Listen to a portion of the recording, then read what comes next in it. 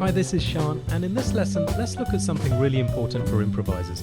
I think we all get really hung up sometimes on just trying to find amazing phrases all the time, instead of taking something that's really simple, accepting the fact that it's really simple, but having ways to explore it, squeeze a lot of juice out of it. One simple phrase can be enough, and probably should be enough for a whole practice session, and probably for a whole chorus of improv if you keep exploring. So what do I mean by that? Well, I see students tie themselves up in knots a lot of the time, getting frustrated because they don't like their ideas, rather than working on ways to turn nothing into something. Taking one thing, looking at, can I turn this into 4 things, 5 things, 10 things? So let's take a very, very simple phrase. A phrase doesn't get much simpler than this on a 2-5-1, D minor 7, G7 to C. And what we're going to do, I've even got notes written out, we're going to go up a chord and down a scale till we land on a chord note for C major. That's all. It doesn't get much more simple. It could be C major 7, could be C6, either. Up a chord, down a scale. So up the chord of D minor 7. So why is that enough when it may seem like that's nothing? I mean, to somebody at the beginning of improv, it may seem like a lot. Fine. Then take it through other keys. Sure. But how are we going to turn that into something more than it already is? Well, simple things like, for example, just practice cutting a note. That's great for practicing your time as well. So you're feeling it like this: 1, 2, 3, and 4, and 1. 2 and 3 and 4 and 1. Notice I try and feel the and of 4. 1, 2, 3, 4, and 2 and 3 and 4 and 1. So if I want to feel the and of the one and, then I try and feel the rest and of the 4, because it just swings more than saying 1, 2, 3, 4, 1 and 2 and.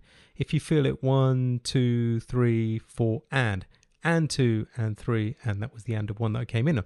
It's the same place, but it just feels like it swings more. Okay, so that's one thing. And then, of course, work on extending things if you want to. Okay, fine, that's cutting the first note. Even practice cutting other notes as well. Let's see.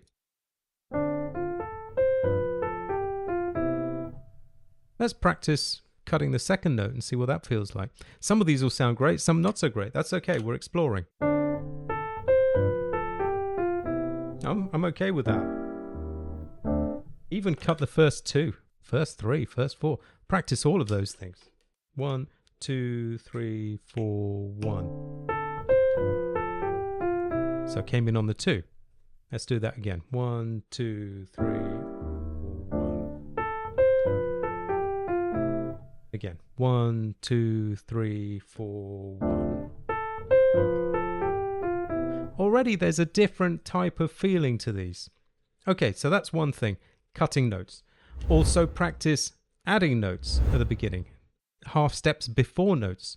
So let's put in a half step underneath this first note. So that first note's D, so let's make it C sharp just under it. It'll be like this: 1, 2, 3, 4. I'm putting A7s at the end because if I'm going back round, I'll put an A7 hit because A7 leads to D minor. Let's do that again. 1, 2, 3, 4, and 1. Okay, fine. You could even practice putting 2 half steps under. So let's have a C before the C sharp. And then you've got to, of course, think backwards in time. So 1, 2, 3. Okay, so we've already got lots of ways to play one phrase. So are you getting the idea that it's not just about the phrase? And we haven't even started yet. We've got many more things we're going to work on. So let's see something else. Down and back can be a really nice thing to do as well. So if I start on a D, I'm going to go D, then down. So D going down will be, let's say, C sharp, and then back up to D, which is this D. So it'll be like this. We've got to account for, really good for your time, because you've got to think backwards and start accounting for where you are in the bar, in the measure. That's something that new students get wrong all the time, where they actually are when they start messing with the same idea, when they start cutting off a note, when they start adding a note. So it's going to enforce your time as well. So now we go 1, 2, 3, 4 and 1. We've got to have 2 extras, right? So we've got to start on 4. 1, 2, 3, 4 and 1, and 2 and 3 and 4 and 1. And again. Okay, fine. And you notice I'm still not worried about doing loads more to the idea. That's fine, because I'm getting more things to do. We could combine that with other things, of course. So see what else we could do. Okay, random cut off a note, maybe. Now, it doesn't have to be that we land on this particular C major chord note. I'm trying to come out on a chord note for C major 7.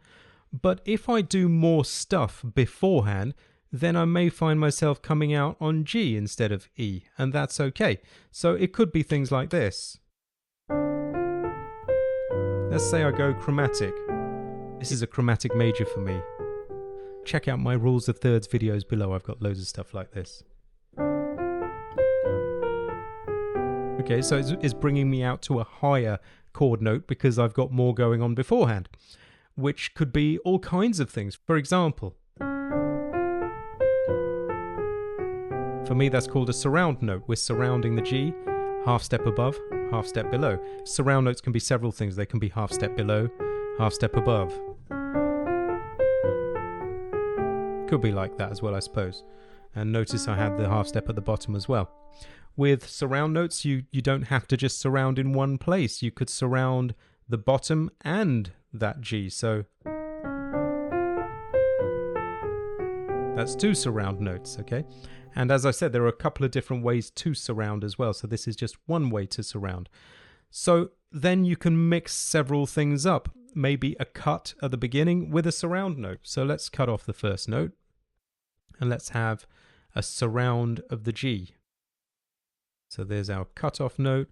We're going to land on G, not E, and we'll have a surround around that note. Let's see. Great.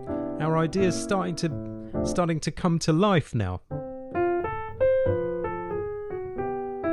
Maybe put an extra note at the end. Yeah?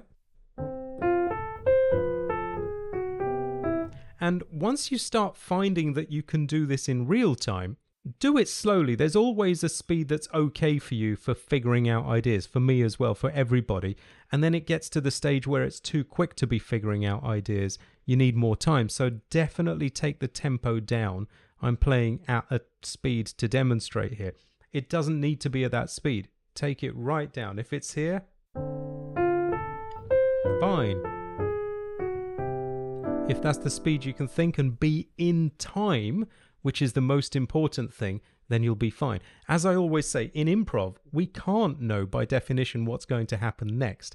So what are we actually practicing? For me, we're practicing 2 things. The first is having strategies to build short phrases, and the other is making the connections. So we've had several ways to connect from G7 to C using things like surround notes and that kind of thing. Going on to a slightly more advanced rhythmic level, I'm going to see what happens if I don't begin where I was on the 1 or just before the 1 all the time. What happens if I shift the whole idea to 2?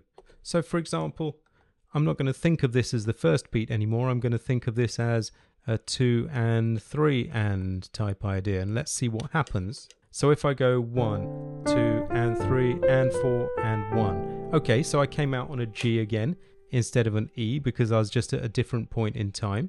Fine, I'm coming out on a chord note. Let's try that again. 1, 2, 3, 4, 1, 2 and 3 and 4 and 1. Fine. And then we could do things like cutting off notes. 3, 4, 1, 2. Great, I love that. So from the second beat, let's see what else we could do. 1. If I put that F on the second beat, 1, 2 and 3 and 4 extra note to bring me out on G.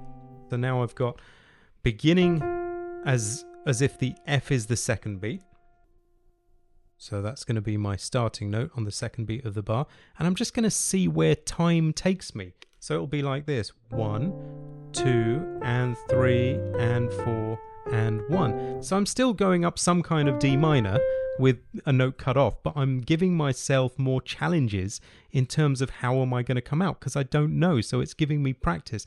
And those are the things that are going to happen in real time when the music's going past, when somebody's counted it in quicker than you thought they would, all that sort of stuff.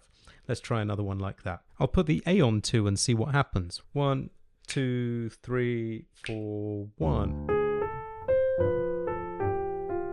So that was on 1 and 2 and 3 and 4 and 1. So you see the possibilities are endless. Once you take one thing and don't hate it and just want to throw it away, but spend your time exploring and shaping and changing, that's when you give yourself new skills, which I'm continuously doing, and hopefully you will be too.